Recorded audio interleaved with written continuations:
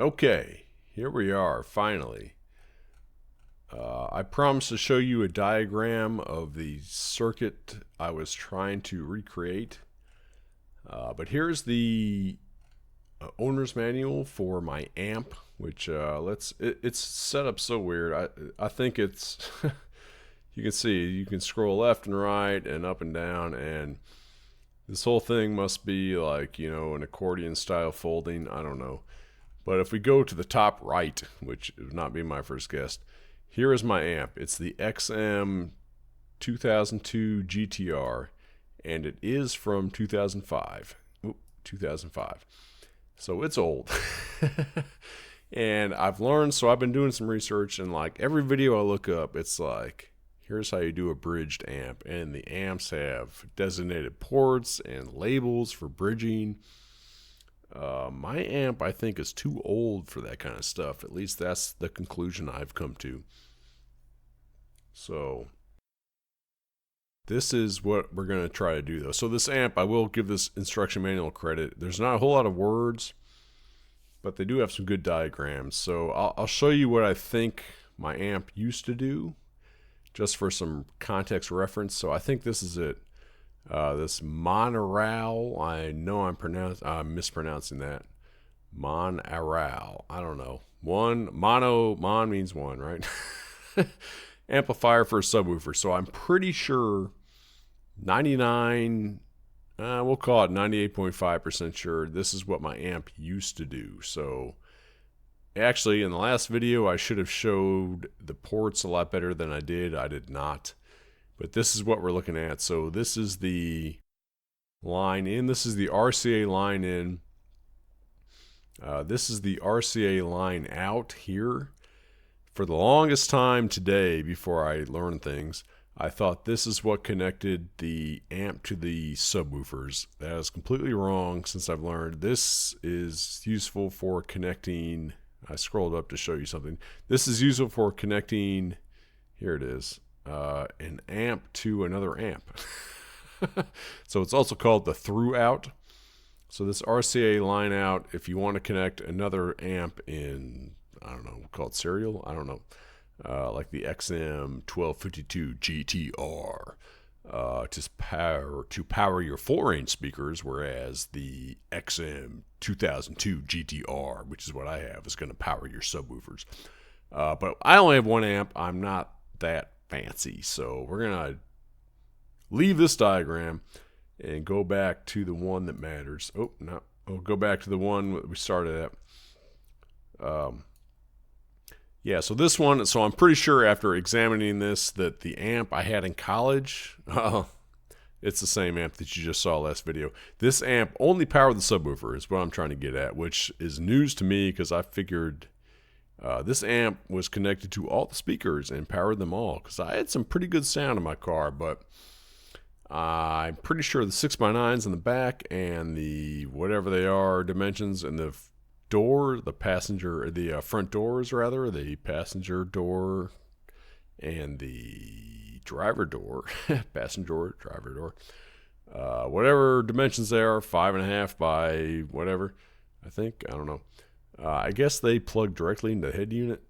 But so this is kind of interesting problem. So when I started out to do this, I thought it would be really easy, but I'm starting to realize it may not be so easy. So I've been looking through this instruction manual, and I'm pretty sure over here it is. This is what I need to do, because this is what I have. So this is called dual mode system with bridged subwoofer. So the bridged subwoofer, that's the important part. So I have, like I said, I did not salvage the speakers from the two front doors. So what I have are the 6x9 left, 6x9 right, and the subwoofer. So I think I need to recreate this diagram here. I'm not, 100% sure on this, but that makes sense, right? So this looks easy until you get into these electrical components. So the C1 is a capacitor, the C2 is a capacitor, this L is an inductor. And I'm pretty sure, circuits are not my thing. I'm a software guy. I passed the circuits class by the skin of my teeth.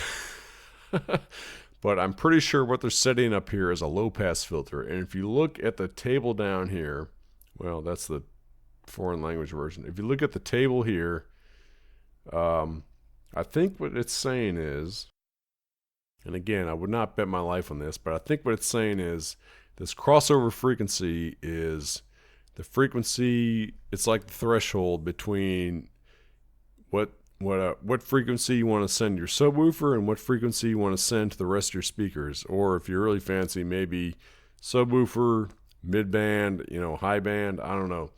But the subwoofer obviously wants low band or low pass frequency. So I think what they're saying here is if you want, for example, 130 megahertz or less to go to the subwoofer, then you need to put a 4.7 millihenry inductor right here, and you need to put a 300 microfarad capacitor here and here.